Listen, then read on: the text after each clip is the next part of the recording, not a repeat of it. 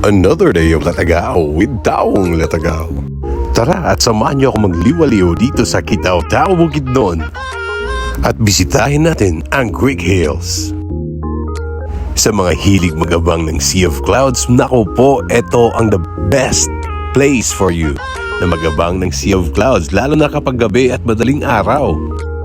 Kaya mas maganda, mag-o-overnight dito once bibisita kayo dito sa Greek Hills para ma-experience niyo ang Sea of Clouds sa gabi at Sea of Clouds sa madaling araw.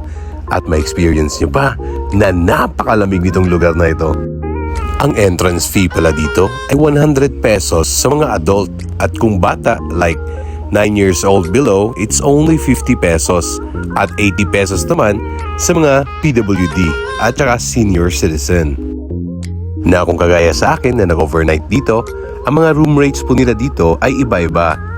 Kung 2 to 4 persons lang kayo, ang available dito na mga room is ang Helena at ang Athena room, in which 5,000 pesos ang per night. Pero wag magalala kasi minsan sa FB page nila, nagiging 50% off yan. So minsan pag makachamba yung 5,000 na babayaran ay magiging 2,500 pesos na lang. Hindi lang yan, yung room na yan ay may access ka na sa swimming pool. Hindi lang sa swimming pool, of course, the welcome drinks are there. At saka may hot and cold water pa sa shower ninyo. Pero kung mas marami pa kayo sa 2 to 4 persons, ay meron din silang lettuce house. Ang lettuce house ay kayang mag-accommodate ng 6 to 8 persons.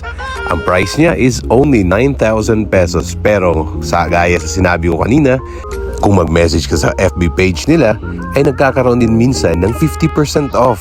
So, mas murang mababayaran mo. And na kung mas marami pa kayo sa 6 to 8 persons, meron din silang 8 to 10 persons, which is the Apollo House.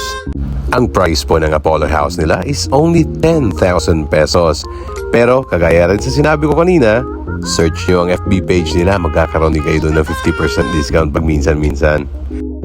At kung gusto nyo rin ma-experience ang zip bike, eh meron din sila dito for only 250 pesos. Meron ding Titans zipline na 300 pesos. At pwede rin kayo magpa-picture sa giant web na only 50 pesos din at saka sa giant swing na only 50 pesos. At kung gusto nyong maranasan ang Spartan's obstacle, it's only 350 pesos. Pero kung choice niyo is all rides, ay 700 pesos lang po lahat-lahat ng yan.